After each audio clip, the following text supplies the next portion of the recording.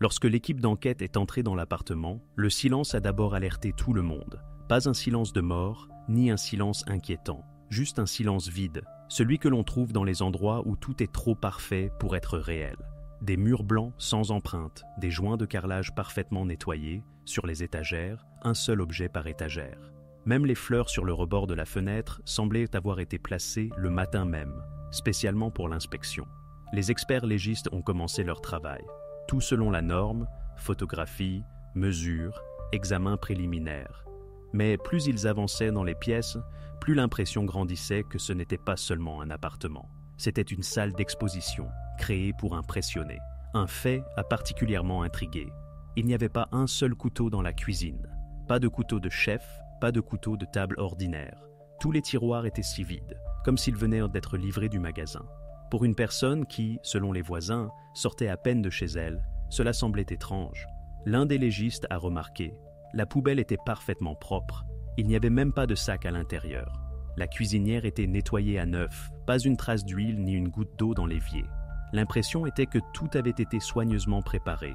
Mais pourquoi exactement, cela restait un mystère. Après avoir vérifié toutes les pièces, l'attention s'est portée sur la machine à laver. Elle se tenait seule, contre le mur, à côté du panier à linge. À première vue, rien d'inhabituel. Mais le spécialiste a tout de même traité l'intérieur du tambour avec du luminol. Quelques secondes, rien. Puis, au fond, près du joint, une faible lueur bleue est apparue. D'abord une petite tache, puis des lignes à peine visibles. Le luminol ne réagit qu'à une seule chose, les traces de sang. La pièce s'est figée. Personne n'a prononcé un mot, mais tout le monde a compris que ce n'était plus une simple vérification. À partir de ce moment, l'appartement a cessé d'être simplement propre. Il est devenu étrangement propre. L'enquêteur a parcouru les documents, contrat de location au nom de Camila Sandoval, 28 ans, designer, elle vit seule, travaille à domicile. Selon les données de l'opérateur de téléphonie mobile, le jour de la disparition de Luis, son téléphone n'a pas quitté les limites de l'appartement. Sur les photos dans le salon, elle sourit, seule sur toutes les photos. Ni amis, ni famille, ni aucune trace de la présence d'une autre personne. L'inspection a continué. Dans la chambre, un lit soigneusement fait, une lampe de chevet, un ordinateur portable fermé. Dans la salle de bain, seulement une brosse à dents, du savon et une serviette. Pas de maquillage, pas d'affaires personnelles, pas de petits objets aléatoires qui permettent habituellement de comprendre que quelqu'un vit ici. Tout semblait comme si la personne avait nettoyé sa propre vie de l'espace. Sur l'étagère de l'entrée, ils ont trouvé un reçu de pressing. La date, le soir où Luis a disparu. Ce détail est immédiatement entré dans le procès-verbal. Non pas comme une preuve, mais comme une étrange coïncidence qui s'est avérée importante plus tard. Les légistes ont prélevé des échantillons du tambour, de la machine à laver, du joint du hublot et du filtre de vidange. Tous les sacs ont été signés et envoyés au laboratoire. La procédure était standard, mais les expressions sur les visages de tous étaient les mêmes, tendues. 3 jours plus tard, le laboratoire a rendu son rapport. Une ligne courte et sèche. Les traces découvertes appartiennent à une personne. C'était suffisant pour que l'appartement de Camila Sandoval obtienne un nouveau statut. Maintenant, c'est un lieu où quelque chose de grave s'est passé. Pas de couteau, pas de traces de lutte, pas de bruit que les voisins auraient pu rapporter. Seulement une propreté poussée à l'absurde et la lueur du luminol à l'intérieur de la machine à laver. Les enquêteurs ne savaient pas encore comment tout cela était lié. Mais une chose était claire. Quelque chose s'était passé dans cet appartement que la propriétaire avait essayé d'effacer, non seulement de la surface, mais aussi de la mémoire de tous ceux qui auraient pu y entrer. Et à partir de ce moment, l'enquête a cessé d'être une routine. Une histoire a commencé qui allait tout bouleverser. Avant la disparition de Luis Rojas, tout semblait si banal que, rétrospectivement, les enquêteurs ne pouvaient pas croire à quel point personne n'avait rien remarqué.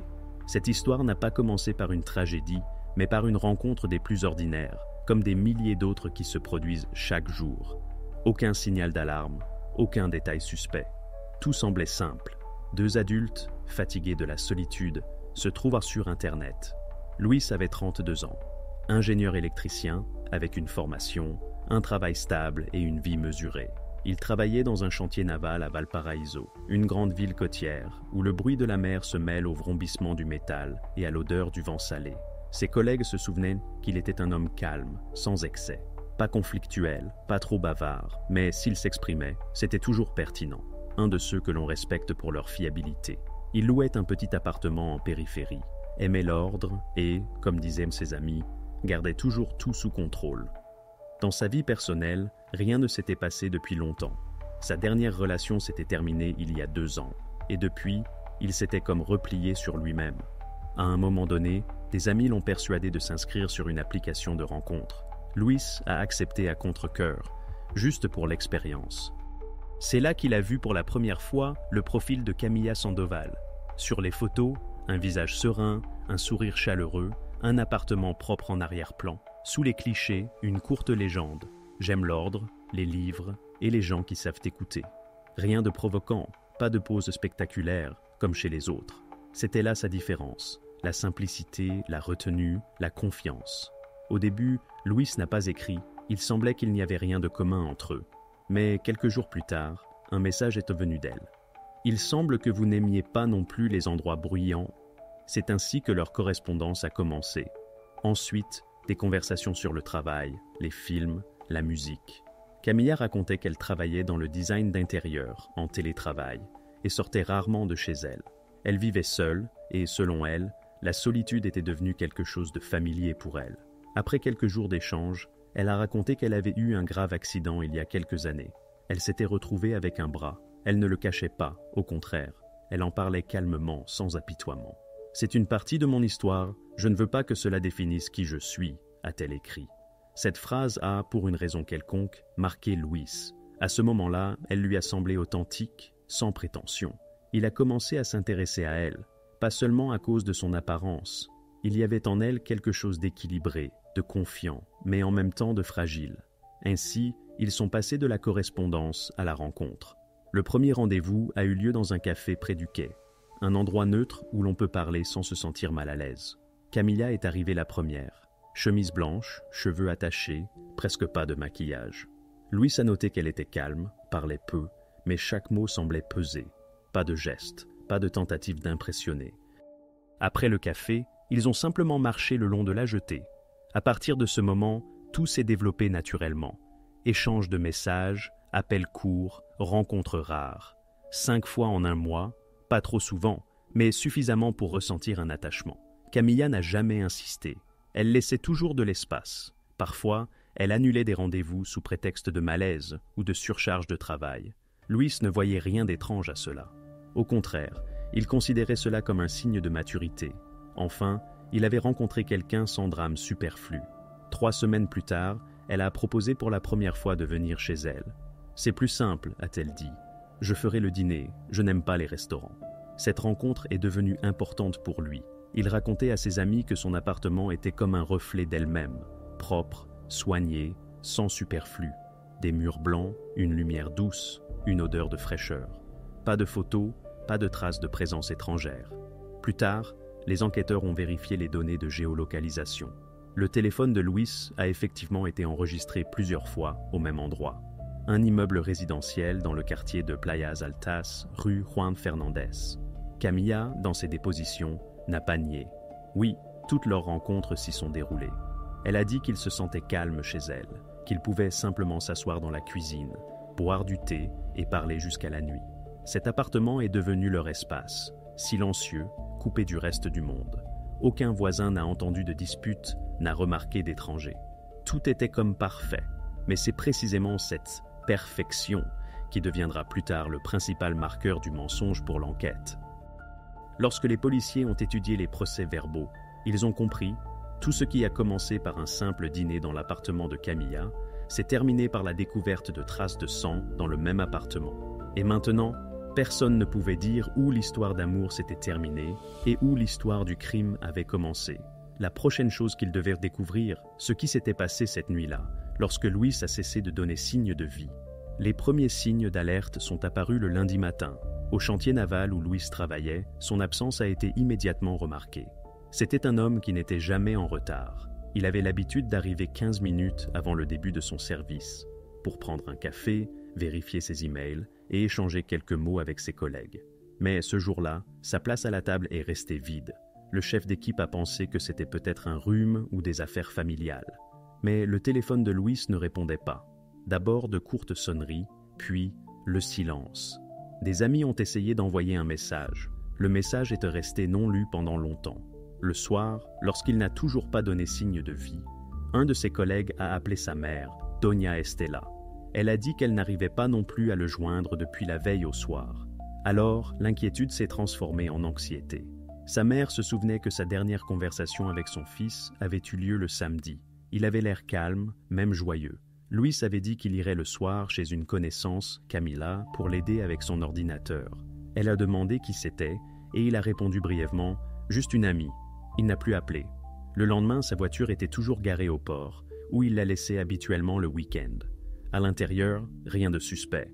Des documents, un chargeur de téléphone, une bouteille d'eau. Mais le téléphone n'était pas dans la voiture. On l'a trouvé plus tard, dans l'eau, près du quai, sans carte SIM. Le mardi matin, la mère a déposé une déclaration de disparition. C'était le moment où l'inquiétude personnelle s'est transformée en affaire officielle. La déclaration a été enregistrée au poste de garde du 3e arrondissement de police de Valparaíso. Luis Rojas a été déclaré disparu sans laisser de traces.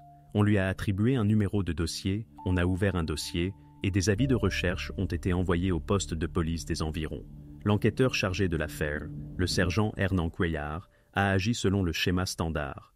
Vérification des opérations bancaires, aucune activité sur la carte après le samedi. Téléphonie mobile, dernière activité. Le soir même, le signal a été enregistré dans le quartier du complexe résidentiel de la rue Juan Fernandez. La coïncidence avec l'adresse de Camila Sandoval est devenue le premier lien. La police ne s'est pas précipitée pour tirer des conclusions. Au début, de telles affaires sont presque toujours classées comme départ volontaire ou disparition volontaire. Mais quelque chose ne collait pas dans cette histoire. Luis n'était pas du genre à partir sans prévenir. Il n'avait pas de dettes, de conflits ou de problèmes psychologiques.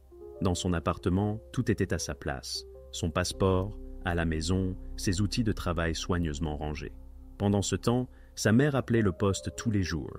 Elle a insisté pour qu'on vérifie cette femme avec qui il était sorti, Camila. Au début, les enquêteurs n'y ont pas prêté attention. Les relations personnelles étaient rarement la cause d'une disparition. Mais, lorsqu'il s'est avéré que Luis était effectivement chez elle le jour de sa disparition, la situation a changé. L'équipe opérationnelle a obtenu une demande officielle pour interroger Camila Sandoval. On l'a appelée et elle a répondu calmement, sans hésitation. Elle a dit que Louise était effectivement venue le samedi, mais qu'il était parti tard le soir, après une dispute. Selon elle, il s'était vexé pour une bagatelle, la jalousie, et était simplement parti. Elle n'avait pas essayé de le retenir. Pour la police, cela semblait une explication possible, mais pas une version finale. Trop d'incohérences. Pourquoi n'est-il pas rentré chez lui? Pourquoi le téléphone s'est-il retrouvé dans l'eau? Pourquoi personne ne l'avait-il vu depuis le dimanche? Officiellement, l'affaire restait classée comme disparition de personne.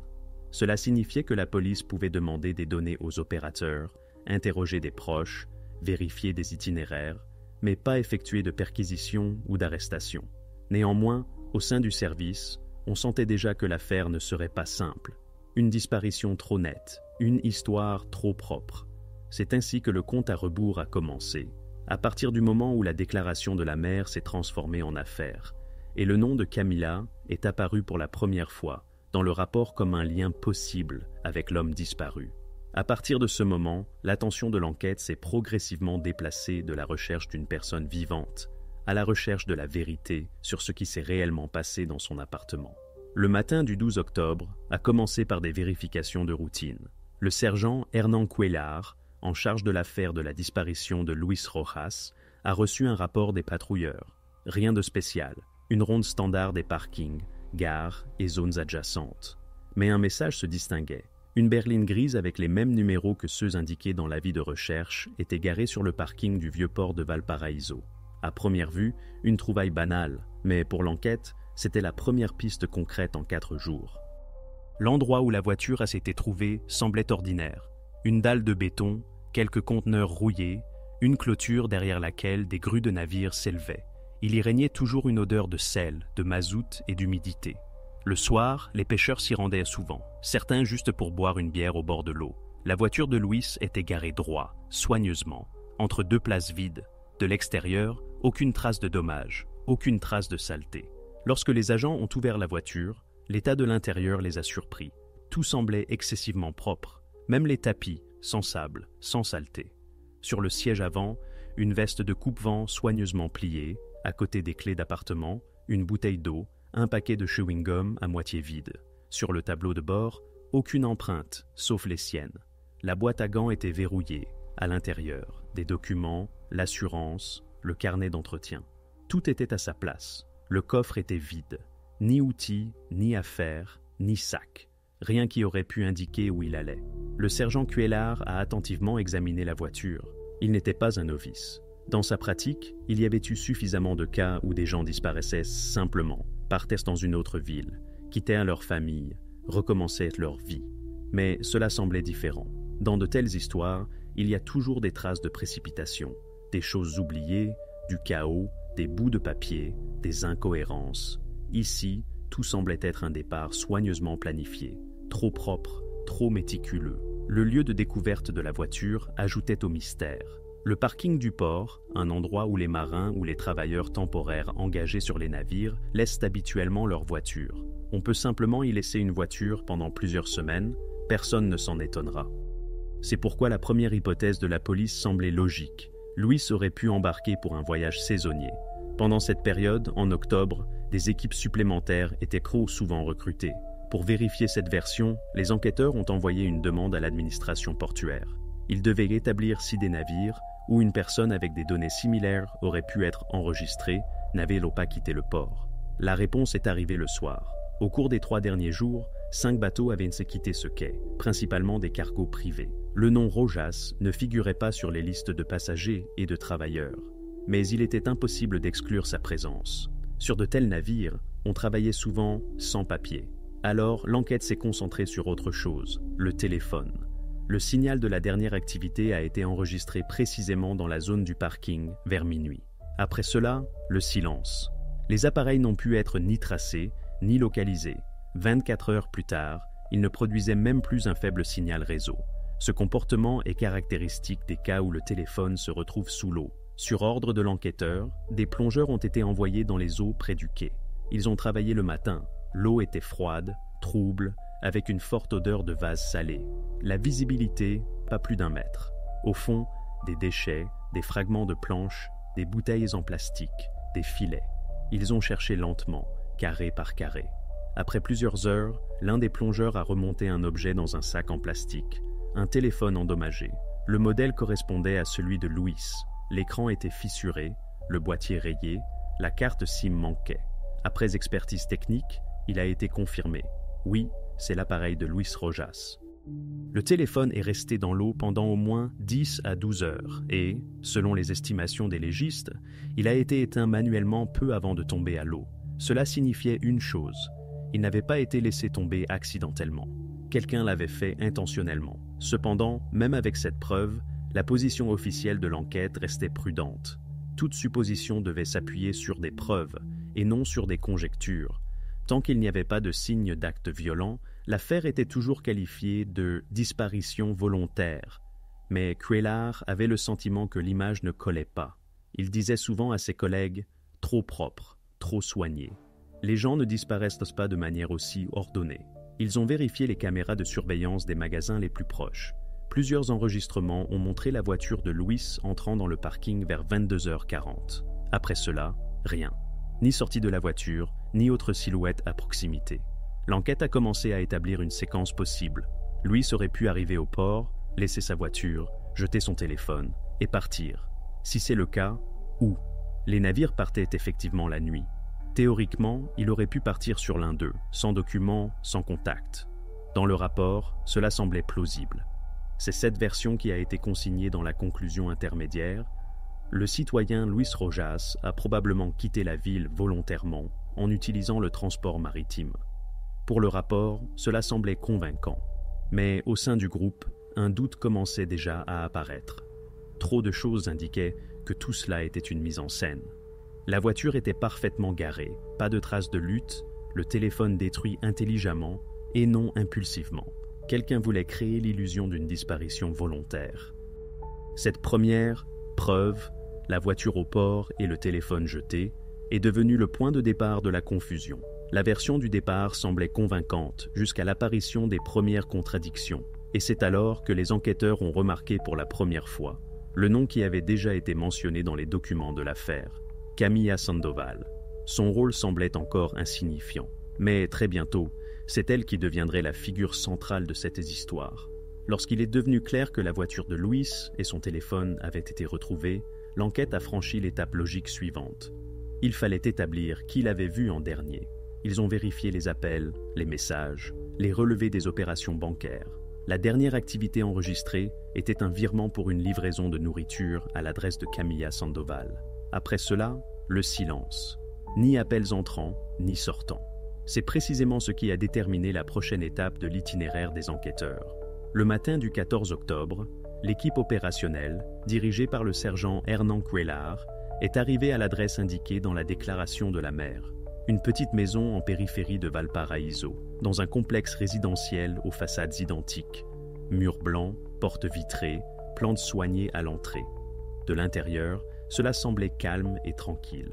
Camilla a ouvert presque immédiatement, comme si elle attendait. Elle donnait l'impression d'une personne prête à discuter. Habillée proprement, cheveux attachés, voix assurée et calme. Elle a tout de suite dit « Oui, je sais que vous cherchez Luis. Il était chez moi samedi. Nous nous sommes disputés et il est parti. » Le sergent Cuellar lui a demandé de tout raconter dans l'ordre. Elle a exposé sa version calmement, comme si elle l'avait déjà répétée plusieurs fois. Selon elle, ce soir-là, il dînait chez elle. Luis a commencé à être jaloux. Quelqu'un lui avait envoyé un message et il avait réagi brusquement. Une dispute a éclaté entre eux, elle a haussé la voix, il est parti.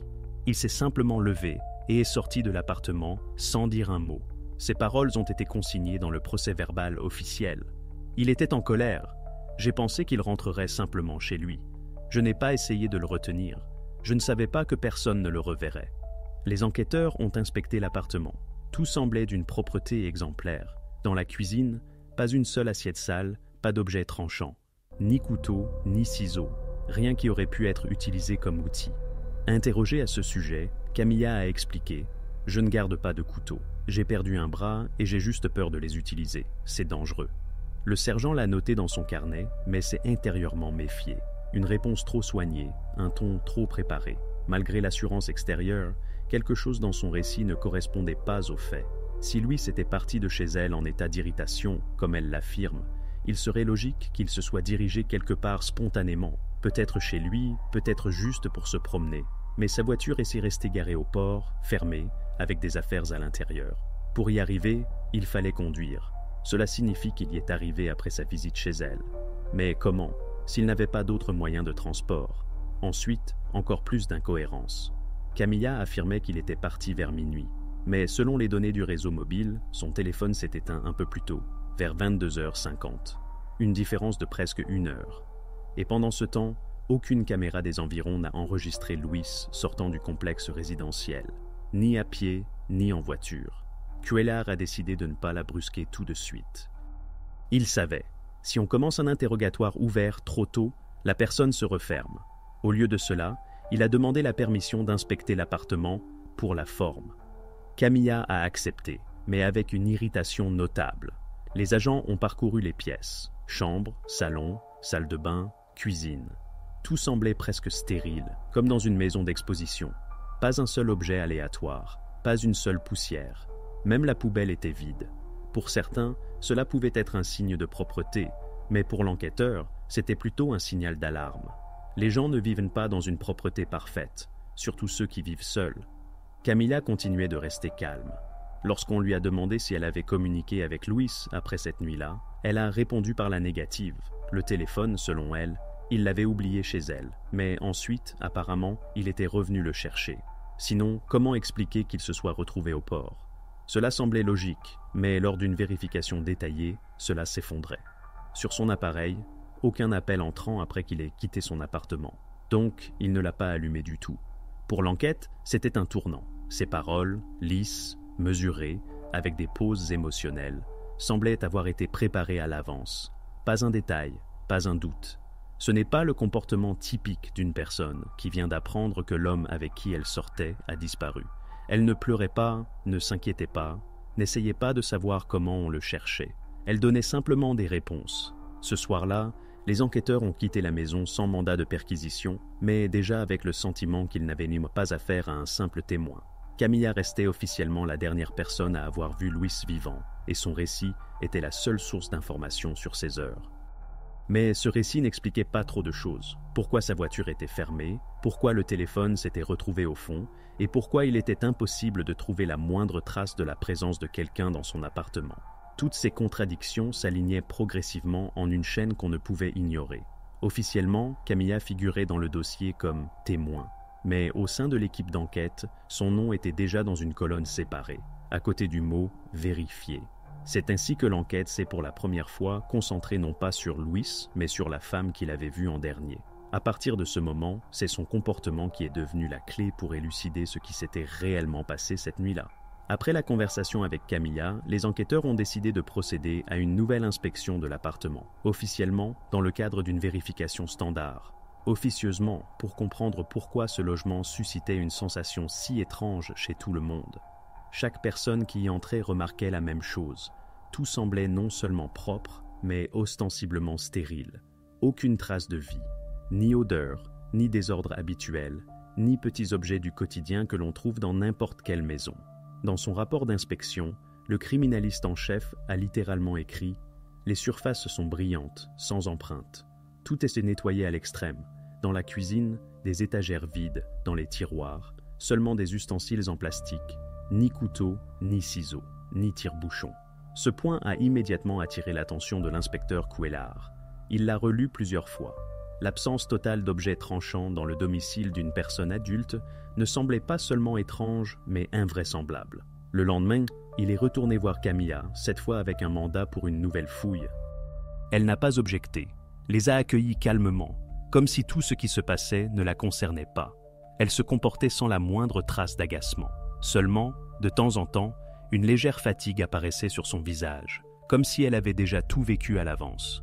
Les enquêteurs ont ouvert les placards de cuisine, les tiroirs, vérifié les gouttoirs et ont même jeté un coup d'œil dans le cellier. Effectivement, pas un seul couteau, ni de cuisine, ni de table. Il n'y avait ni fourchette, ni objet métallique du tout, seulement des cuillères en plastique et un ensemble d'ustensiles jetables. L'impression était que la personne avait consciemment exclu de sa maison tout ce qui pourrait couper, piquer ou laisser une trace.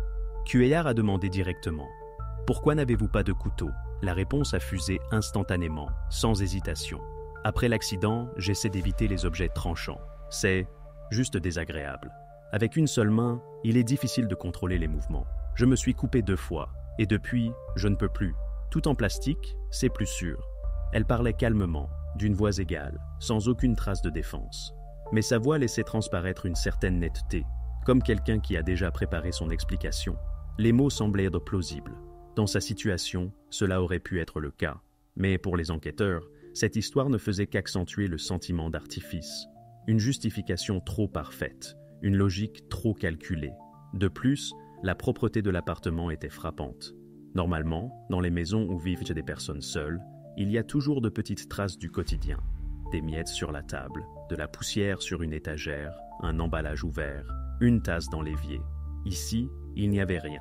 Même la poubelle était vide, le sac soigneusement plié. Sur le sol, ni cheveux, ni poussière. Sur les miroirs, aucune empreinte. Tout semblait avoir été récemment nettoyé avec des produits chimiques. Dans leur rapport, les criminalistes ont noté un autre détail, une légère odeur de produits de nettoyage. Pas forte, mais à peine perceptible, comme une surface récemment essuyée. C'était un détail mineur, mais ce sont souvent ces détails qui se révèlent plus importants que les preuves directes, surtout lorsque quelqu'un essaie d'effacer les traces. Cuellar est resté longtemps dans la cuisine, observant l'évier parfaitement blanc. Si l'on en croyait Camilla, Luis était parti au milieu de la nuit, sans bruit, sans dispute. Il s'était juste levé et était parti. Mais alors, pourquoi tout cela ressemblait-il à un endroit où quelque chose avait été méticuleusement dissimulé? Pourquoi nettoyer chaque recoin? Pourquoi jeter les ordures? Pourquoi rendre l'appartement stérile? Les enquêteurs ont commencé à confronter les faits. Premièrement, Camilla était la dernière personne à avoir vu Luis. Deuxièmement, son appartement ne contenait rien qui puisse être utilisé pour cuisiner au quotidien. Troisièmement, son explication semblait plausible, mais n'était étayée par aucune donnée objective. Et enfin, elle se comportait avec une tranquillité excessive pour quelqu'un autour de qui une enquête venait de commencer. Cuellar a noté pour lui-même, si elle disait la vérité, Tout cela était une étrange coïncidence. Si elle mentait, cela signifiait qu'il y avait quelque chose dans l'appartement qu'il n'avait ni pas encore trouvé. Il comprenait. Il n'y avait pas de preuves directes. Mais ce sont souvent de telles anomalies qui mènent à la résolution. Les preuves peuvent être effacées, détruites, mais le comportement humain demeure. Et dans le comportement de Camilla, on sentait une tension, non pas de la peur, mais du contrôle, comme si elle surveillait chaque mouvement, chaque mot, pour ne rien laisser échapper. Lorsque les enquêteurs ont quitté la maison, tous avaient la même impression, qu'ils n'avaient pas visité un logement, mais un décor, où tout était arrangé de manière trop parfaite. Dans de tels cas, on cherche toujours des traces de produits chimiques, de l'eau, des résidus de détergents. C'est cette décision qui est devenue cruciale. C'est à ce moment-là que l'équipe a décidé pour la première fois d'effectuer un test au luminol. C'était une vérification de routine, mais c'est elle qui a rapidement transformé une simple suspicion en une véritable preuve, après laquelle la version de Camilla a cessé d'être convaincante.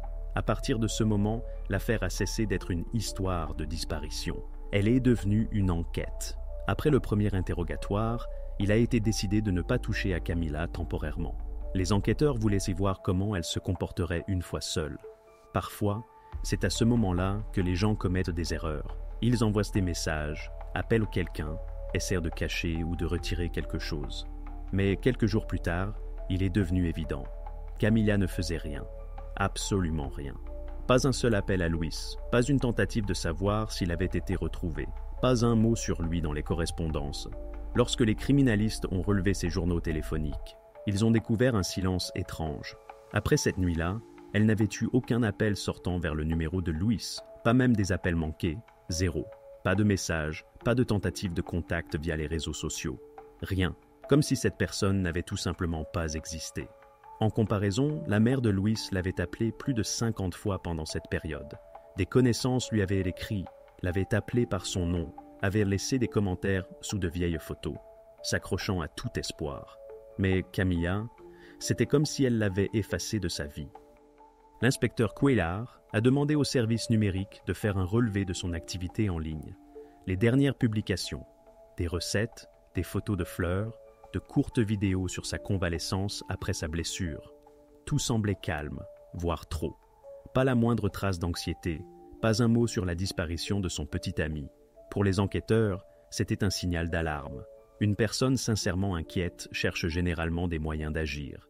Elle appelle les hôpitaux, écrit à des amis, part à la recherche. Elle, en revanche, continuait à vivre comme si rien ne s'était passé. Et ce n'était pas tout. Les transactions bancaires ont été vérifiées.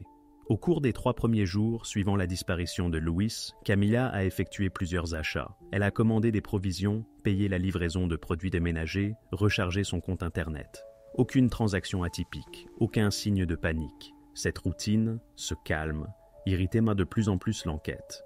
Un rapport a même mentionné « Le comportement de la citoyenne Sandoval ne correspond pas à l'état émotionnel d'une personne liée à une personne disparue. » Il a alors été décidé de vérifier son comportement dans la réalité, à la maison, dans la cour, avec les voisins. Les voisins du 3e étage ont raconté qu'à ces jours-là, la maison était silencieuse. Pas de visites, pas de bruit, pas d'étrangers. Camilla n'avait été vue que 2 fois, lorsqu'elle sortait les poubelles et lorsqu'elle arrosait les plantes sur son balcon. Elle saluait, souriait, semblait calme. Personne n'a remarqué d'anxiété. La police a également contacté la famille de Luis. Sa mère a raconté que Camilla ne l'avait jamais appelé après la disparition de son fils.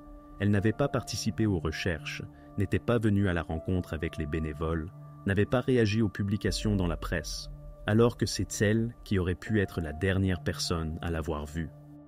Lorsque la mère de Luis a tout de même essayé de la contacter, Camilla a répondu brièvement, sans émotion « Je ne sais pas où il est, j'espère que vous le trouverez ». Après cela, elle a cessé de répondre aux appels. Pour l'enquête, c'était une autre brique dans le mur grandissant des soupçons. Camilla ne se contentait pas de maintenir une distance. Elle se comportait comme si elle évitait délibérément toute participation. Dans de telles situations, même un témoin occasionnel montre généralement au moins une implication visible. Il demande, écrit, s'intéresse à l'avancement de l'affaire. Ici, tout ressemblait à un vide émotionnel, une absence totale de réaction, comme si la disparition de Luis n'avait aucune importance pour elle. Lorsque Cuellar a pris connaissance du rapport, il a prononcé une phrase simple, qui a ensuite été citée à plusieurs reprises dans les documents de l'affaire. Soit elle ne sait rien et vit dans son propre monde, soit elle en sait trop et a peur de le dire. L'analyse a ensuite commencé. Les psychologues conseillant la police ont évalué son comportement. Leur conclusion était sans équivoque. Détachement émotionnel, contrôle des réactions et calme démonstratif. Des signes typiques qu'une personne essaie de maintenir un équilibre interne en possédant des informations qu'elle cache. Ce n'est pas une preuve, mais un indicateur fort. L'enquête disposait maintenant de plusieurs faits. 1. Camilla est la dernière personne à avoir vu Louis. 2. Elle n'a fait aucune tentative pour le retrouver. 3. Son comportement ne correspond pas à la situation dans laquelle une personne proche disparaît. 4. Dans l'appartement, propreté stérile et absence d'objets qui auraient pu être utilisés pour causer des blessures. Tout cela formait un tableau qui ne pouvait plus être ignoré. L'enquête a décidé d'agir plus activement. Il fallait maintenant vérifier si son explication concernant l'absence de couteau et la stérilité n'était qu'une habitude personnelle ou si quelque chose de plus important se cachait derrière. Ainsi commença la phase suivante, l'expertise technique de l'appartement, qui a pour la première fois donné un résultat capable de bouleverser toute l'enquête. Lorsque l'enquête eut accumulé suffisamment de contradictions, le moment fut venu d'agir officiellement. Les soupçons de « comportement étrange » ne constituaient pas une preuve, mais si on y ajoute des faits concrets, tels que des incohérences temporelles, la stérilité de l'appartement et des déclarations contradictoires, cela suffit à ce qu'un tribunal accorde un mandat de perquisition. L'inspecteur Cuellar a rédigé la demande. Dans son rapport, il a souligné les points clés. Camilla était la dernière personne à avoir vu Louis. Son appartement montrait des traces de nettoyage récent avec des produits chimiques. Il manquait des objets du quotidien, qui auraient pu expliquer les traces de produits de nettoyage trouvés. Tout cela semblait être une tentative consciente de détruire d'éventuelles preuves. Le tribunal a accédé à la demande. 2 jours plus tard, l'équipe d'enquête est retournée chez Camilla, cette fois-ci officiellement. Tout s'est déroulé selon le protocole. Témoins, enregistrement vidéo, consignation de chaque détail. Camilla a été temporairement éloignée de l'appartement. Elle n'a été autorisée à y assister qu'à distance, sous surveillance. L'appartement était toujours aussi impeccable, mais c'était précisément le problème. Les enquêteurs savaient que plus une pièce était propre, plus il était probable que quelque chose y soit caché qui ne devait pas être visible. Ils ont donc commencé non pas par une inspection visuelle, mais par une vérification chimique. Les criminalistes ont sorti un kit spécial pour le test au luminol, une substance qui réagit aux traces de sang, même si l'on a tenté de les laver. La procédure est simple. On vaporise la solution sur la surface, on éteint la lumière et on observe où apparaît une lueur. Elle peut être faible, à peine perceptible, mais si la réaction est là, cela signifie qu'il y a eu contact avec un liquide biologique. La première pulvérisation a été effectuée dans la cuisine. Carrelage, plan de travail, poignée de placard, tout est resté sans réaction. Puis, ils ont vérifié le sol près de l'évier. Et c'est alors que dans l'obscurité est apparue une légère lueur bleutée, courte, mais suffisamment brillante pour comprendre. Quelque chose s'était passé ici. Le criminaliste a retenu son souffle et a effectué un deuxième test. La réaction s'est confirmée. L'étape suivante, la salle de bain. Là, la lueur était plus forte, surtout autour de la machine à laver. Sur la face intérieure du hublot, le luminol a brillé presque instantanément, fort, uniformément, sans aucun doute. C'est à ce moment-là que la version de la disparition a cessé d'être une simple version. Chaque centimètre a été photographié. Sur le mur, près du sol, et sur le joint en caoutchouc du tambour, de faibles traces sont restées, invisibles à l'œil nu. Tout a été soigneusement collecté. Coton-tige, échantillons de tissu, fragments de plastique. Chaque objet a été emballé dans un sac séparé, avec un marquage et un numéro. Ce soir-là, le laboratoire a travaillé tard. Les biologistes ont reçu les échantillons 1 heure seulement après leur prélèvement. L'analyse préliminaire a montré que la réaction du luminol n'était pas fausse. Il s'agissait bien de traces de sang. Il ne restait plus qu'à en déterminer l'origine, humaine ou non, et si oui, à qui elle appartenait. Pendant que les experts travaillaient, les enquêteurs discutaient des conséquences. Cuellar comprenait. Même si l'expertise confirmait l'origine humaine, ce n'était pas encore suffisant pour une accusation, mais suffisant pour modifier le statut de l'affaire. Le soir même, il a signé une directive interne, requalification. L'enquête n'était plus menée comme une disparition de personne, mais comme une suspicion de meurtre. Pour l'équipe, ce fut un tournant. Tout ce qui, jusqu'alors, semblait être une étrange coïncidence, prenait désormais une forme concrète. Une voiture près du port, un téléphone jeté, un appartement stérile, l'absence de couteau et maintenant, une lueur chimique à l'intérieur de la machine à laver. Tout s'alignait. Lorsque les résultats de l'analyse sont arrivés le lendemain matin, il ne restait plus aucun doute. Le sang était humain. La quantité de microparticules était faible, mais suffisante pour conclure. Les traces n'étaient pas accidentelles. On avait tenté de les laver et on les avait lavées méticuleusement, mais on n'avait pas réussi à s'en débarrasser complètement. À partir de ce moment, l'enquête a eu le droit d'agir avec beaucoup plus de détermination. Camilla a été convoquée à nouveau, non plus comme témoin, mais comme suspecte. L'interrogatoire qui allait suivre serait le premier véritable affrontement entre sa version et les preuves, qui ne pouvaient plus être ignorées. Après la conclusion de l'expertise, les enquêteurs ont compris que toutes les preuves pointaient vers Camilla.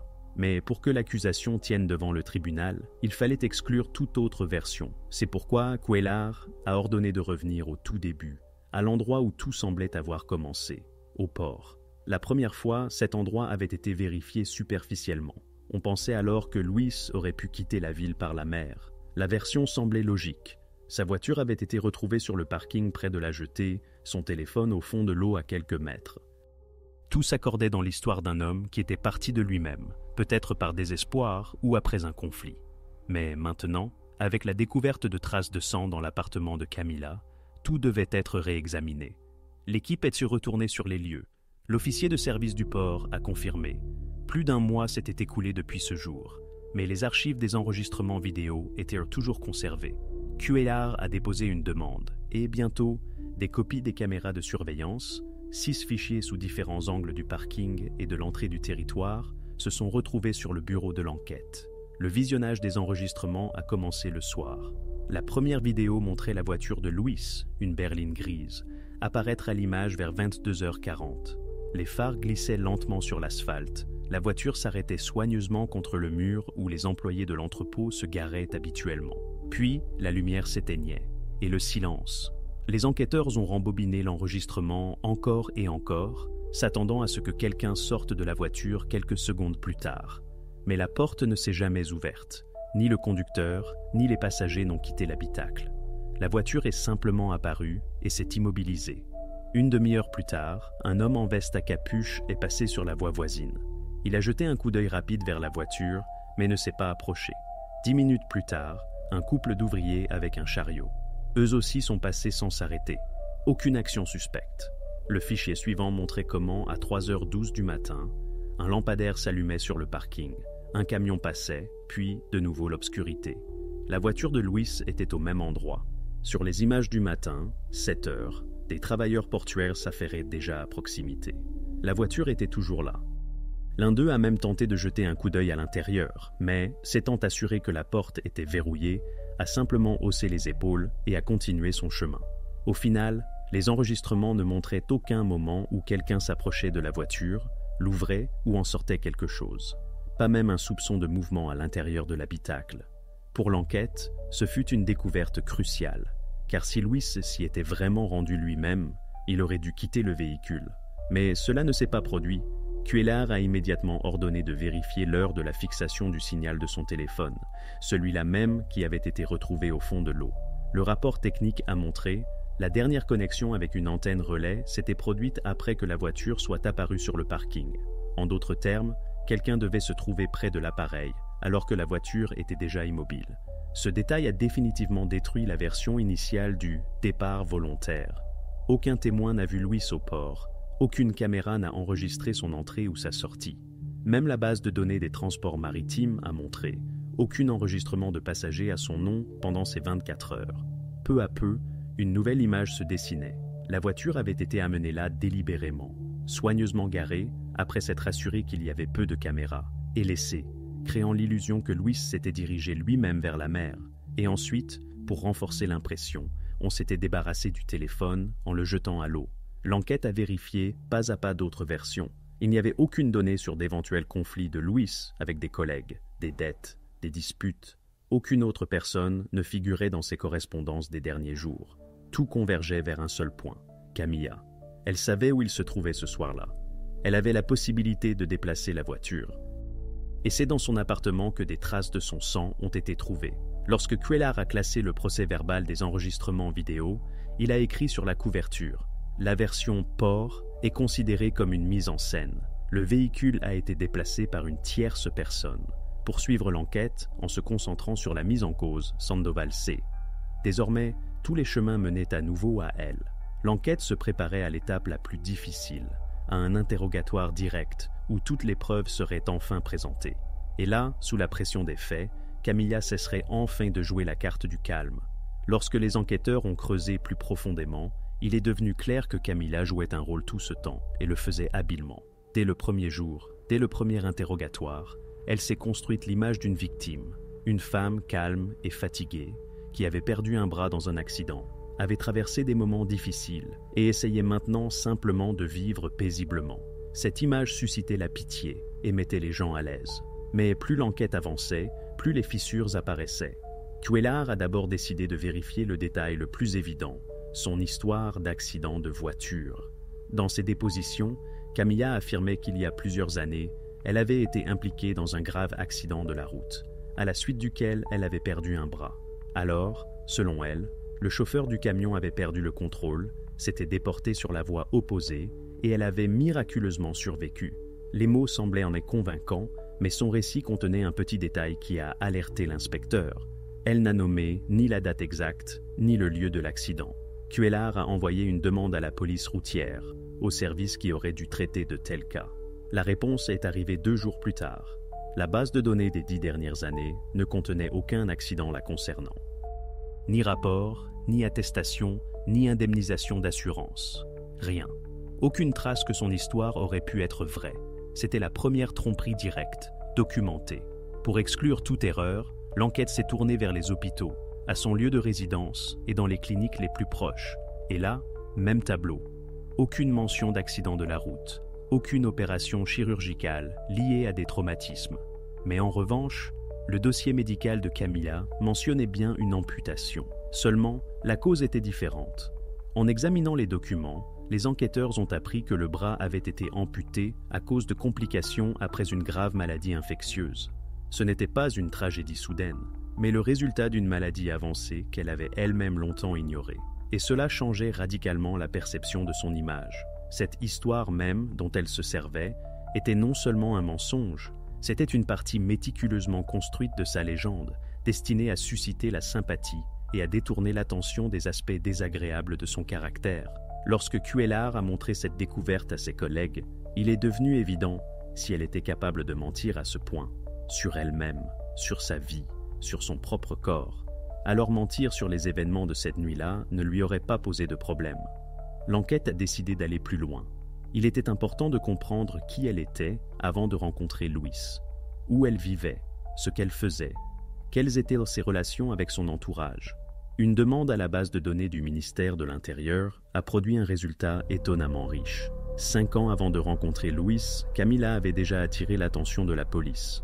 À l'époque, cette affaire avait été classée comme un incident domestique. Le procès-verbal mentionnait une plainte d'un voisin déclarant qu'une femme en état d'excitation avait brisé une vitre et menacé un homme avec lequel elle avait un conflit avec un objet de cuisine. L'affaire avait alors été étouffée, les 2 parties ayant renoncé à leur plainte et l'incident était resté sans conséquence. Mais le fait était enregistré. Cet épisode a ajouté une nouvelle facette à son portrait. Camilla ne s'est pas avérée être la femme calme et réservée qu'elle tentait de paraître. Elle avait un caractère colérique, une propension aux réactions vives, et, à en juger par les témoignages de voisins, elle pouvait être agressive, surtout lors de disputes. Plusieurs témoins la décrivaient comme une personne dont l'humeur changeait instantanément, du calme à la fureur en quelques secondes. Les enquêteurs ont également trouvé d'autres confirmations indirectes. Dans les archives des réseaux sociaux, de vieilles publications subsistaient où elle se plaignait de la cruauté masculine et écrivait en même temps des phrases étranges, presque menaçantes, sur la vengeance. Tout cela ressemblait à une tentative de justifier à l'avance un comportement futur possible, comme si elle préparait déjà le terrain pour expliquer un jour quelque chose qui n'aurait pas dû arriver. Pour Cuéllar, ce fut un moment clé. Il a compris toute l'histoire, depuis l'accident jusqu'à son image tranquille, était un masque soigneusement élaboré. Camilla contrôlait la façon dont les autres la voyaient, et elle ne le faisait pas pour la première fois.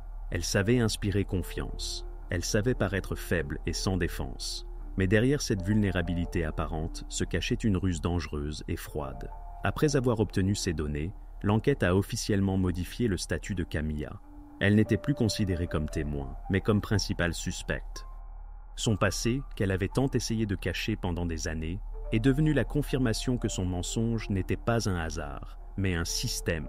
C'est à ce moment-là que l'affaire a pris un nouvel élan.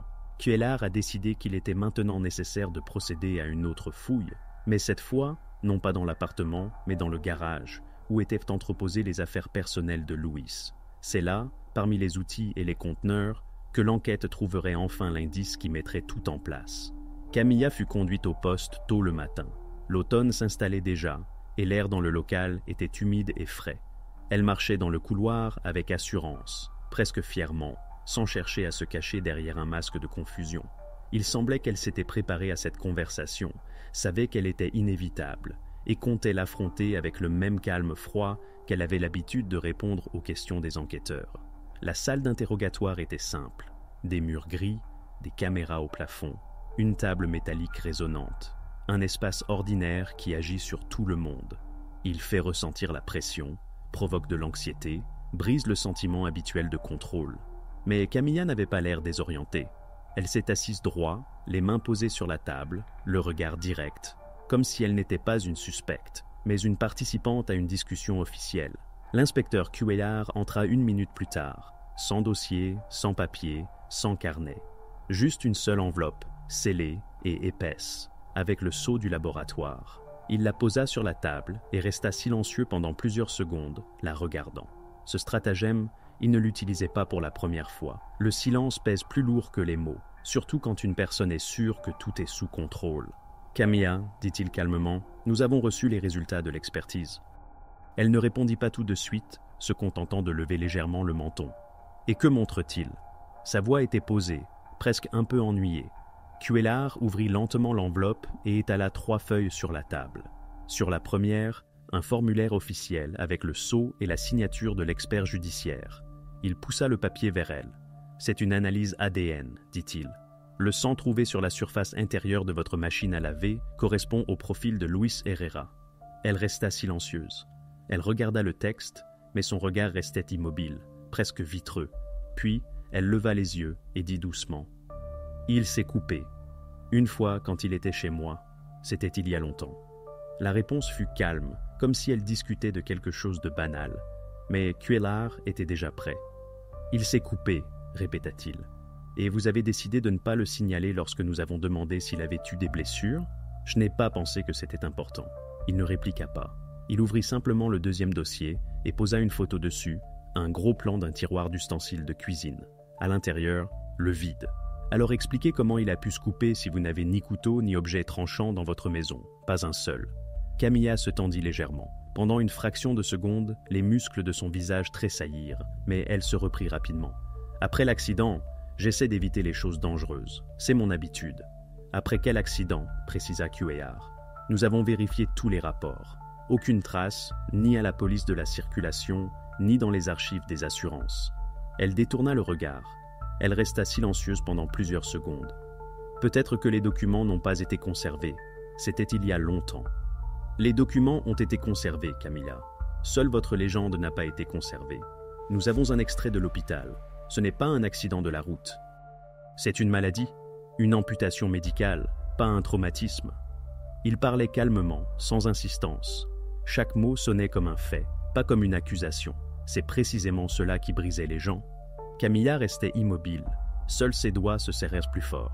Cuéllar sortit la feuille suivante, une copie d'un procès-verbal de police datant de 5 ans. Vous souvenez-vous de cette adresse ? Il tourna le papier vers elle. Un voisin a déposé une plainte, une dispute, une fenêtre cassée, des menaces. À l'époque, tout a été étouffé. Mais la trace s'est restée. Camilla leva brusquement la tête. C'était un malentendu. J'ai été provoqué. Possible, mais maintenant, cela semble différent. Un conflit, puis un second. Et maintenant, la disparition d'une personne avec qui vous étiez proche. Elle tenta de répondre, mais les mots restèrent bloqués. « Vous ne comprenez pas », dit-elle finalement. Il était instable. Il aurait pu partir. Il menaçait. Elle interrompit sa phrase à mi-chemin. Cuéllar ne lui laissa pas le temps de se reprendre.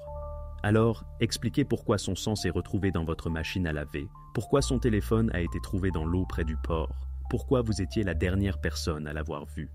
Un silence lourd et oppressant s'installa. Dans la pièce, on n'entendait que le faible bourdonnement du climatiseur.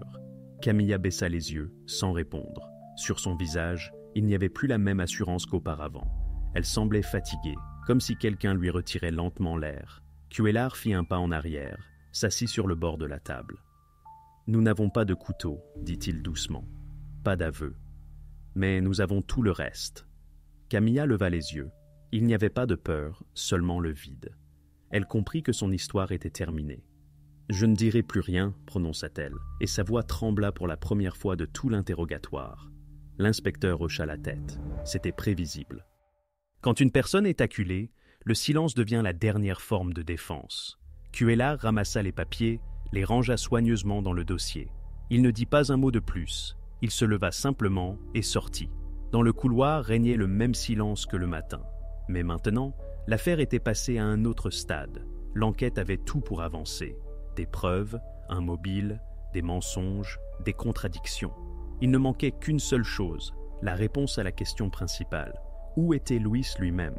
Cette question serait le point de départ de la prochaine étape, la plus difficile et la plus décisive de toute l'histoire.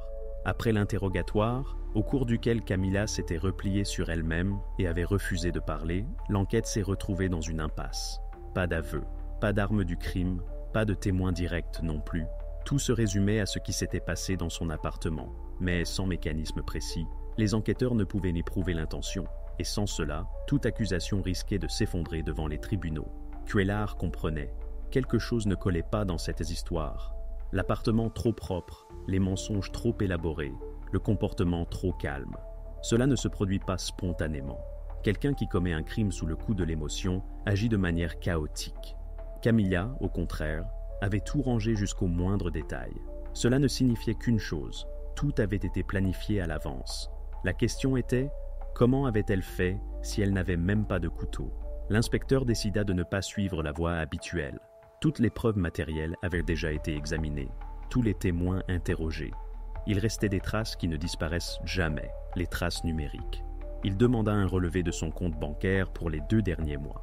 Habituellement, de telles données donnent peu d'informations. Achat de produits alimentaires, factures, pharmacie. Mais cette fois, tout était différent. Dans le relevé, une transaction sauta immédiatement aux yeux. La date, exactement 1 semaine avant la disparition de Luis. Le lieu, un magasin de bricolage à la périphérie de Valparaíso. Le montant, nettement supérieur aux dépenses habituelles de Camilla. Pas seulement quelque chose pour la maison, pas une ampoule ou des gants. C'était un achat avec une intention. Cuéllar envoya une demande au magasin. 3 jours plus tard, il reçut une copie du reçu et un enregistrement de la caméra de surveillance. Sur la vidéo, Camilla, vêtue des mêmes vêtements que sur sa photo de profil de messagerie. Sans hâte, sans signe de nervosité. Elle marchait avec assurance dans le magasin, choisissait des outils, consultait le vendeur. Une cliente ordinaire, mais la liste de courses, pas tout à fait ordinaire. Le reçu indiquait une scie sabre, un jeu de lames pour métal et os, 2 conteneurs en plastique robuste avec couvercle, un paquet de sacs poubelles épais, un bidon d'eau de Javel et une paire de gants en caoutchouc. Le tout en un seul achat. Le tout 1 semaine avant que Luis ne cesse de donner signe de vie. Cuéllar relut cette liste plusieurs fois. Ce n'était pas simplement un ensemble d'objets aléatoires. Chacun d'eux avait un sens. Chaque chose répondait à une question que l'enquête n'avait pas pu résoudre pendant des mois. Comment commettre un crime sans couteau? Comment se débarrasser des preuves? Comment effacer les traces? Dans ces achats se trouvait la réponse. Il fit appel à un expert en criminalistique. Celui-ci regarda la liste et, sans attendre d'explication, se contenta d'acquiescer. C'est suffisant. C'est un plan. C'est une préparation. Pour l'enquête, c'était précisément ce qui manquait, la preuve de la préméditation. Camilla n'avait pas agi sous le coup de l'émotion, ne s'était pas défendue et n'avait pas réagi à un conflit soudain. Elle se préparait, à l'avance, calmement, sans émotion. De plus, les données de la carte bancaire correspondaient à l'enregistrement des caméras vidéo. L'heure de l'opération sur le reçu et l'horodatage sur la vidéo coïncidaient à la minute près. Cela excluait tout doute. Désormais, l'enquête ne disposait plus de simples conjectures, mais d'une trace numérique enregistrée, impossible à réfuter. Lorsque ces données furent déposées sur le bureau du procureur, l'affaire changea définitivement de statut. Elle n'était plus une histoire de disparition étrange et de circonstances floues. C'était devenu une affaire de crime intentionnel, planifié à l'avance. Pour Cuéllar, ce fut le point culminant d'un mois de travail. Mais avec cela vint une nouvelle compréhension. Même si les preuves sont convaincantes, cela ne suffit pas. Le tribunal exige un mécanisme complet et cohérent. Et bien que l'enquête ait maintenant la confirmation de la préparation, la réponse à la dernière question, où a disparu Louis, manquait toujours. Camilla gardait le silence, ce qui signifiait que le seul moyen de connaître la vérité était de chercher encore. Le garage, le sous-sol, le jardin, les terrains vagues près de la maison, tout devait être revérifié. C'est à ce stade que l'affaire passait du statut de document à celui de personnel. Les enquêteurs ne cherchaient en plus des preuves. Ils cherchèrent la vérité que Camilla avait tenté de cacher jusqu'au bout. Le matin où Camilla fut emmenée pour le 3e interrogatoire était différent de tous les précédents. Cette fois, il n'y avait pas d'agitation dans le bâtiment de la direction. Pas non plus les conversations préparatoires habituelles. Tout était déjà prêt. La salle d'interrogatoire était la même, mais l'atmosphère était complètement différente. Non pas un interrogatoire d'enquête, mais presque une scène finale. Au cours des semaines précédentes, les enquêteurs avaient essayé de rassembler suffisamment d'éléments pour la forcer à parler. Et non pas par des menaces, ni par la pression, mais par des faits. Quand on l'a fait entrer, elle a de nouveau gardé son calme. La même attitude, la même démarche mesurée, la même indifférence. Mais à l'intérieur, à l'expression de son visage, on pouvait voir qu'elle sentait que quelque chose avait changé. La caméra enregistrait déjà tout, de la façon dont elle s'était assise à la façon dont elle regardait la porte. L'inspecteur Cuéllar entra 1 minute plus tard, sans dire un mot. Il ne salua pas et n'alluma pas tout de suite le dictaphone. Il sortit simplement une feuille et la posa devant elle. C'était un ticket de caisse, la même transaction du magasin de bricolage. Il n'expliqua rien, ne commenta rien. Il était juste assis en face, observant sa réaction. Au début, elle ne comprit même pas. Son regard glissa sur les chiffres, puis sur le nom du magasin. Son visage restait immobile, mais dans ses yeux, un mouvement court, presque imperceptible, apparut, comme si quelque chose s'était brisé en elle. Elle tenta de prendre le ticket, mais sa main s'arrêta à mi-chemin. Quelques secondes, le silence. Seul le léger crépitement de la lampe au-dessus de sa tête. « Vous y étiez », dit-il enfin, sans élever la voix. 1 semaine avant la disparition de Louis. Camilla ne répondit pas. Elle continua à fixer un point, comme si elle n'avait pas entendu, mais au micro-mouvement de son visage, au tremblement de sa paupière et à la tension de sa mâchoire, on voyait, le coup avait porté. L'enquêteur sortit un autre document, une capture d'écran de la caméra de surveillance. La même date, la même heure. Sur l'image, elle, avec un chariot, où se trouvaient une scie et des paquets de conteneurs. Il ne le montra pas de manière démonstrative. Il le posa simplement et délicatement sur le ticket. Le silence à nouveau. Les minutes passèrent. La caméra enregistrait tout. Sa respiration s'accélérait. Ses épaules commençaient à s'affaisser. Le procès-verbal mentionnerait plus tard une courte note. La suspecte reste silencieuse pendant une longue période, évite le contact visuel, une réaction émotionnelle est observée. Cuéllar ne se pressait pas. Il comprenait que les mots n'étaient plus nécessaires. Toute tentative d'accuser ou de convaincre ne ferait que renforcer sa défense. Il lui laissa le temps de vivre le moment où le mensonge cesse de fonctionner. « Camilla, dit-il finalement, calmement et même doucement, vous saviez que cela ne resterait pas secret. Chaque mouvement de carte, chaque achat est enregistré. Pourquoi avez-vous fait cela ?» Elle ne répondit pas. Ses lèvres tremblèrent, comme si elle voulait dire quelque chose, mais changea d'avis. Puis son regard se posa sur le chèque, et pour la première fois, une faiblesse apparut dans sa voix. « Je ne voulais pas que tout se passe ainsi. » Cette phrase fut un point de rupture. Après cela, elle resta silencieuse encore quelques minutes, puis demanda de l'eau. Ses mains tremblaient. Lorsque l'enquêteur alluma le dictaphone et posa la première question officiellement, elle ne résista pas. « Êtes-vous prête à faire une déposition volontairement ?» demanda-t-il, ouvrant le procès-verbal. Camilla hocha la tête. Sa voix était douce, mais ferme. Oui, à ce moment-là, le mur qu'elle avait construit pendant des mois s'effondra. L'enquête n'avait plus besoin de deviner. Maintenant, ils entendraient tout de sa bouche, ce qui s'était passé cette nuit-là, et comment elle avait tenté de cacher les traces. Cet interrogatoire fut un tournant dans l'affaire. Tout ce qui n'était auparavant que suspicion se transforma en aveu. Mais avec cela, une nouvelle épreuve, beaucoup plus complexe, surgit. Vérifier chacun de ces mots et comprendre où était la vérité et où était une autre tentative de réécrire l'histoire à son avantage. Lorsque le procès-verbal d'aveu fut signé, les enquêteurs purent enfin assembler tous les fragments épars en une image unique, terriblement logique. Ce qui semblait auparavant être une coïncidence acquérait maintenant une séquence, comme si quelqu'un avait retiré un voile de leurs yeux. Chaque élément, le comportement de Camilla, l'absence de couteau, l'appartement propre, les achats étranges, devint soudainement partie d'un plan méticuleusement élaboré. Mais il ne s'agissait pas seulement d'entendre un aveu. Les enquêteurs comprenaient, avouer ne signifie pas dire la vérité. Par conséquent, chacun de ces pas devait être reconstitué, comparé aux faits, confirmé par des expertises. Ce n'est qu'ainsi que l'on pouvait comprendre ce qui s'était réellement passé cette nuit-là. Selon ses dires, tout a commencé le soir, vers 22 heures. Louis est venu chez elle. Ce n'était pas inhabituel. Selon son aveu, ils se voyaient encore parfois, bien que leur relation soit depuis longtemps dans une impasse. Il restait entre eux des rancœurs non résolues, des disputes, de la jalousie, de la lassitude. Camilla a dit qu'il était irrité, parlait sur un ton élevé, lui reprochait d'utiliser sa maladie pour apitoyer. À un moment donné, elle s'est tue, a cessé de répondre.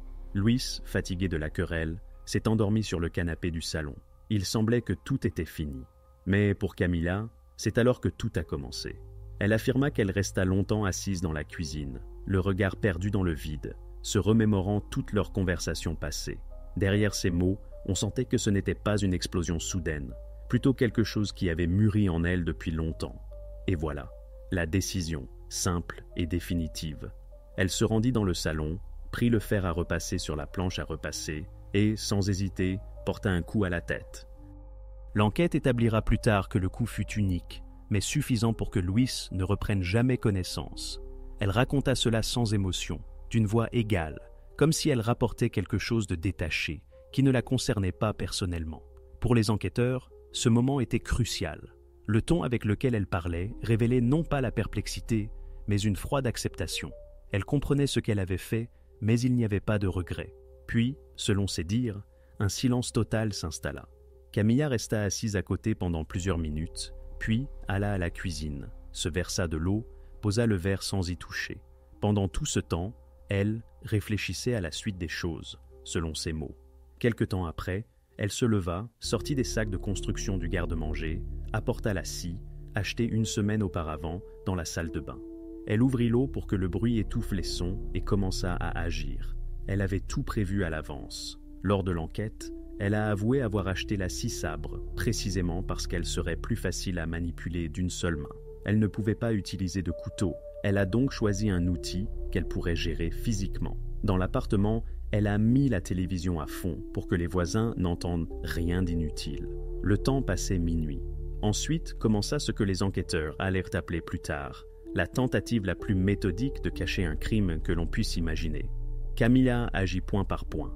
Elle nettoya soigneusement tout ce qui pouvait contenir des traces, essuya le carrelage, lava la baignoire à l'eau de javel, sortit les poubelles. Même les chiffons qu'elle avait utilisés, elle les brûla ensuite dans la cheminée du balcon. Ce point fut confirmé par l'expertise des cendres, trouvées plus tard sur le rebord de la fenêtre. Elle contenait des restes de tissu et des particules de plastique. Quand tout fut terminé, elle chargea les sacs dans le coffre. L'heure de départ fut enregistrée par la caméra du parking. 3h42 du matin. La voiture de Camilla quitta la cour et se dirigea vers la route côtière. Une demi-heure plus tard, elle s'arrêta près du vieux port, où se trouvaient les conteneurs. Selon ses dires, c'est là qu'elle se débarrassa de tout. Plus tard, les enquêteurs retrouveraient dans les fissures du béton des traces d'eau de javel et des microparticules de polyéthylène, correspondant aux matériaux des sacs de construction. Quand on lui demanda ce qu'elle avait fait de l'outil, Camilla répondit simplement « Je l'ai jeté ». Elle avait emmené la scie en dehors de la ville et l'avait jetée d'un pont, là où le courant était fort. Cela expliquait pourquoi elle n'avait jamais été retrouvée. Mais le plus étonnant, c'est qu'elle avait aussi pensé à cela. S'étant assurée que l'outil avait coulé, elle était rentrée chez elle, avait enlevé le linge de lit, l'avait lavé, avait allumé le climatiseur, ouvert les fenêtres et s'était couchée. Le matin, elle avait appelé son travail pour dire qu'elle ne pourrait pas venir. Quand les enquêteurs ont ensuite reconstitué la chronologie, tout a coïncidé. L'heure du coup, le départ, les achats, le mouvement de la voiture, le nettoyage. Même les moindres détails ont été confirmés. Ce n'était pas un crime émotionnel, ce n'était pas un accident, c'était la réalisation cohérente d'un plan prémédité. À ce moment-là, l'enquête sentit pour la première fois que le tableau était complet. Rien n'était resté incompris. Ni le mobile, ni la méthode, ni même l'état psychologique de Camilla. Elle s'était elle-même tendu un piège, et maintenant ses propres mots devenaient la preuve principale. Lorsque l'interrogatoire fut terminé, un long silence régna dans la pièce. L'inspecteur éteignit le dictaphone, referma le dossier et se leva. Il comprit que c'était la fin de la partie d'enquête, mais pas la fin de l'histoire. L'affaire passait maintenant là où le sort de Camilla serait définitivement scellé, au tribunal. Là, tout ce qu'elle avait tenté de cacher serait révélé à voix haute, sans plus aucune possibilité de reculer. La salle d'audience était bondée. Sur les bancs, des journalistes, des proches, des auditeurs occasionnels venus assister à une affaire déjà très médiatisée. L'air semblait dense, comme avant un orage. Les gens attendaient le dénouement, mais personne ne savait comment il serait prononcé. Camilla fut introduite sous escorte. Elle gardait la même attitude, calme, recueillie, presque indifférente. Durant tout le procès, elle ne montra jamais la moindre émotion. Seulement ses mains, toujours jointes, comme si elle retenait en elle ce qui avait depuis longtemps échappé à son contrôle. Le procès a commencé par la lecture de l'acte d'accusation. La voix du procureur était claire et sans hésitation, chaque mot comme un coup de feu. Le document stipulait que Camilla était accusée de meurtre intentionnel, commis avec une cruauté particulière, dans le but de dissimuler le crime. Chaque formulation était étayée par des preuves, photographies, procès-verbaux, conclusions d'experts. À un moment donné, le procureur a brandi le fameux ticket de caisse, saisi dans le magasin de bricolage. Un simple bout de papier, mais c'est lui qui est devenu le symbole du sang-froid avec lequel tout avait été conçu. Puis la défense prit la parole. L'avocat tenta de construire sa ligne sur l'état psychique de Camilla. Il affirma que la femme était instable, qu'elle souffrait de crises d'anxiété, que les circonstances la pressaient. Selon lui, tout s'était déroulé dans un état d'affect. Il demanda au tribunal d'en tenir compte, rappelant que l'accusée était handicapée, qu'elle n'avait peut-être pas pleinement conscience des conséquences de ses actes. Mais ces mots résonnaient de plus en plus faiblement face aux preuves documentaires. Le procureur répondit brièvement, mais avec une force évidente. Il montra la chronologie, l'achat de la scie, 1 semaine avant le crime, l'eau de Javel et les sacs le même jour. Et ensuite, la tentative de mise en scène de la disparition, la voiture laissée sur le parking, le téléphone jeté, le mensonge sur l'accident. Tout cela, dit-il, ne pouvait être le fruit d'une impulsion momentanée. C'était une préparation successive, froide, calculée. Le silence régnait dans la salle. Le juge fit plusieurs pauses, laissant à chacun le temps de prendre conscience de ce qui avait été entendu. Chaque nouvelle preuve enfonçait la ligne de défense plus profondément. Lorsque la phrase retentit, l'accusé a acheté un outil destiné au démembrement 1 semaine avant les faits, l'avocat baissa simplement les yeux. Même Camilla, à ce moment-là, cessa de regarder en direction du juge. Son regard se figea quelque part en bas, sur ses propres mains. Le psychologue, qui avait participé à l'affaire, a confirmé que Camilla ne présentait aucun signe de trouble qui aurait pu exclure la conscience de ses actes. De plus, son comportement après le crime, la séquence de ses actions, les tentatives pour dissimuler les traces, tout indiquait une compréhension claire de ce qui se passait. Cela a détruit la dernière tentative de la défense de justifier son état. La lecture du verdict dura plusieurs minutes, mais pour tous dans la salle, le temps semblait s'être arrêté. Le juge parlait calmement, mesurément, sans insistance, comme s'il constatait une évidence depuis longtemps. Camilla écoutait attentivement, sans objection. Dans la salle, on entendit un des proches de Louis sangloter doucement lorsque la partie finale du verdict fut prononcée, déclarée Camilla R.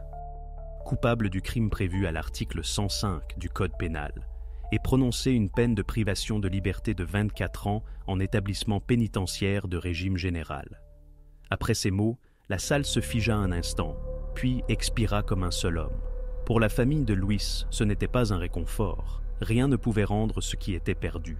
Mais ils avaient au moins obtenu une réponse, une conclusion psychologique. Camilla ne pleura pas, ne demanda pas la parole. Elle se contenta de hocher la tête, comme si elle n'avait pas entendu une sentence, mais la suite logique de ce qu'elle avait elle-même commencé un jour. Quand on l'emmena, elle ne se retourna qu'une seule fois, pendant 1 seconde, d'un regard bref. non pas vers les juges, ni vers le procureur, mais vers l'endroit vide où la mère de Luis était toujours assise auparavant. Ainsi s'acheva l'histoire, commencée par une disparition silencieuse et transformée en l'une des affaires les plus retentissantes de ces dernières années.